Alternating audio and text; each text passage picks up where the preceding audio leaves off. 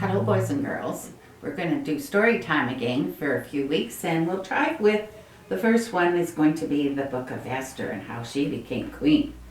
There was a new king in Persia. Foolish King Xerxes wanted to impress all the princes and nobles of his mighty empire, so he invited them to a fabulous feast. It lasted 6 months. The guests were served the finest food on gold plates, and they drank the finest wine. He drank rather too much himself and decided to send his beautiful wife, Queen Vashti, to show her off. Queen Vashti didn't want to be paraded and refused to come. The king was furious, and his advisors suggested he should make an example of her.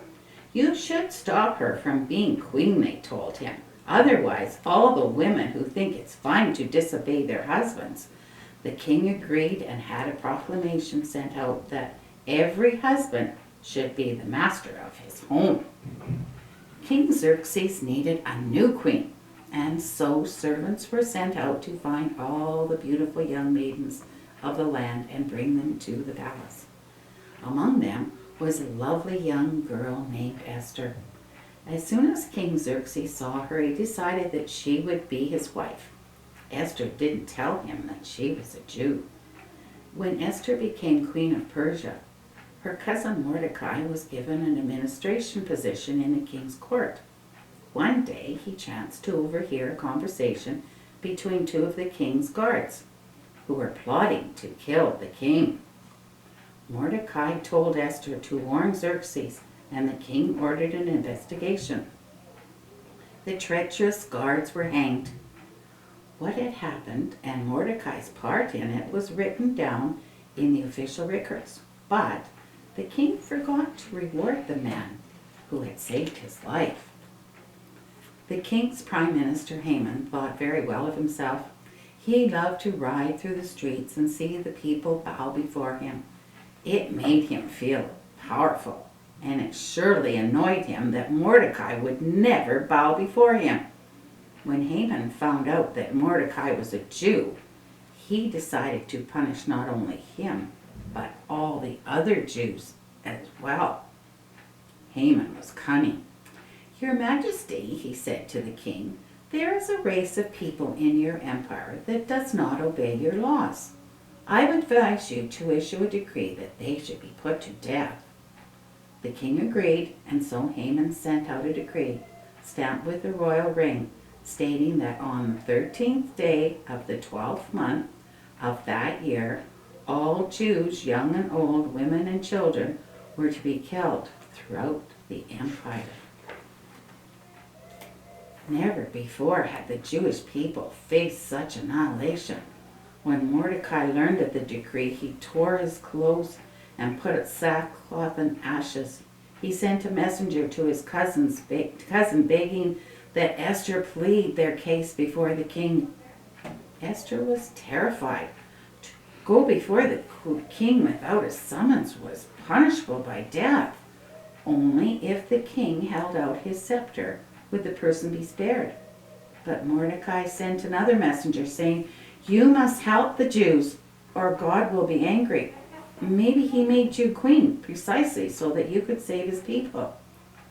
Esther was scared, but made up her mind to go to the king.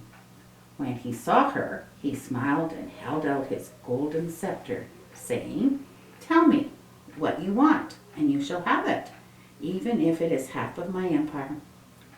Esther could not bring herself to ask the king there and then. Instead, she invited him and Haman to a banquet in her room. Haman was feeling pleased until he passed in front of Mordecai. The Jews still refused to bow. When his friends saw him how furious he was, they suggested that he build a gallows, then asked the king the next morning to have Mordecai hanged. That same night the king couldn't sleep, so he sent for the official records of the kingdom. Maybe that would help. As he was reading, he came across the account of how Mordecai had saved his life, and his officials confessed that he had never been rewarded. So when Haman arrived early on at the palace, The next morning, King Xerxes asked him, "There is someone I wish to honor. What shall I do for him?"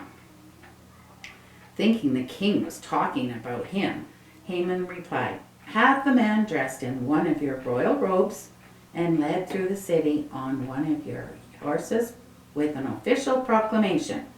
This is how the king treats those he wishes to honor." He got a dreadful shock when the king told him to send for Mordecai, and he realized that his hated enemy would be the one honored in the very way he had suggested. Haman was still seething when he arrived for the queen's banquet, but things were only going to get worse. During the banquet, the king asked Esther, "What is it that you want?"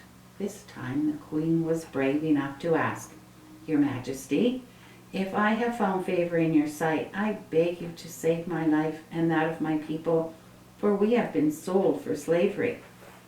"Who has dared to do such a thing?" roared the king, and Esther pointed to Haman.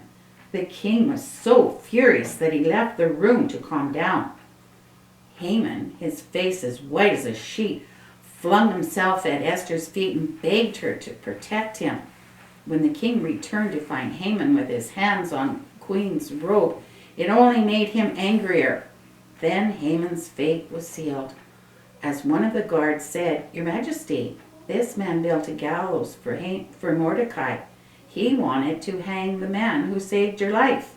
"Hang Haman on it himself," ordered Xerxes. And so it was that Haman was hanged on the gallows that he had built for Mordecai. Haman was dead, but the danger was not over. A decree stamped with the royal seal could not be changed. The Jews were still sentenced to death. Once again, brave Esther begged the king for help. The king thought carefully and then got Mordecai to send out another proclamation across the empire. This time, it stated that all Jews might arm themselves, and if they were attacked, they might fight back and destroy the attackers and take all their possessions. So it was that when the followers of Haman tried to massacre the Jewish people, the Jews fought back and destroyed them. Haman's 10 sons were hanged, and throughout the land in every province the enemies of the Jews were destroyed. The Jewish people were saved, and ever since the Jews had celebrated the holy festival of Purim each year in gratitude for God's provision, for God's gratitude for Esther and Mordecai.